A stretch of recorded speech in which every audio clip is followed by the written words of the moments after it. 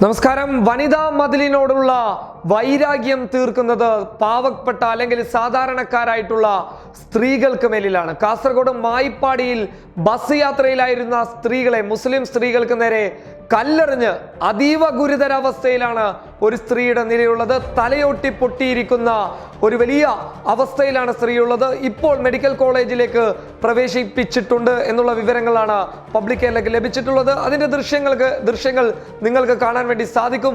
അതോടൊപ്പം എടുത്തു പറയേണ്ടത്, കാസർഗോഡ് ചേറ്റുകുണ്ട് ഭാഗത്ത് നിന്ന് വനിതാ മതിലിൽ പങ്കെടുക്കാൻ പോയ സ്ത്രീകൾക്ക് നേരെ കല്ലെറിയുകയായിരുന്നു RSS BJP പ്രവർത്തകർ. അതിൽ പ്രായമായ സ്ത്രീകളെ പോലും കണക്കിലെടുക്കാതെ അവർക്ക് നേരെ കല്ലെറിയുന്ന ദൃശ്യങ്ങളൊക്കെ ഇതിനോടകം തന്നെ വൈറലായിട്ടുണ്ട്. റോഡ് കയ്യേറി ഒരു സംഘപരിവാർ പ്രവർത്തകർ വനിതാ മതിലിനെതിരെ മുദ്രാവാക്യം വിളിച്ചുകൊണ്ട് സ്ത്രീകളെ മോശമായ ഭാഷയിൽ തെറി പറഞ്ഞുകൊണ്ട് അവർക്ക് നേരെ കല്ലെറിയുന്ന ഒരു വലിയ കാഴ്ചയാണ് കാണുന്നത്. കാസർഗോട്ടെ നഗരപ്രദേശങ്ങളിൽ നേരത്തെ സംഘപരിവാർ പ്രവർത്തകർ സംഘർഷത്തിന് ആഹ്വാനം ചെയ്യുകയും പല രീതിയിലുള്ള ആക്രമണാന്തരീക്ഷങ്ങൾ സൃഷ്ടിക്കുകയും ചെയ്തിട്ടുണ്ട്. അതിന് പിന്നാലെയാണ് മായിപ്പാടി ഭാഗത്ത് ബസ്സിൽ യാത്ര ചെയ്യുകയായിരുന്ന മുസ്ലിം സ്ത്രീക്ക് നേരെ, അതായത് അത് എടുത്തു പറയേണ്ടതുണ്ട്, വിവരങ്ങൾ നൽകുന്ന ഒരു വ്യക്തി പബ്ലിക് കേരളയോട് പങ്കുവെച്ചത് മുസ്ലിം സ്ത്രീകളെ ഫോക്കസ് ചെയ്തുകൊണ്ട് തന്നെയായിരുന്നു പലയിടങ്ങളിലും അവർ കല്ലെറിഞ്ഞിട്ടുള്ളത്. ആ ഒരു കല്ല് തലയിൽ കൊണ്ട് അതീവ ഗുരുതരാവസ്ഥയിലാണ് ഒരു സ്ത്രീ ഇപ്പോൾ മെഡിക്കൽ കോളേജിലേക്ക് പ്രവേശിപ്പിച്ചിട്ടുള്ളത്.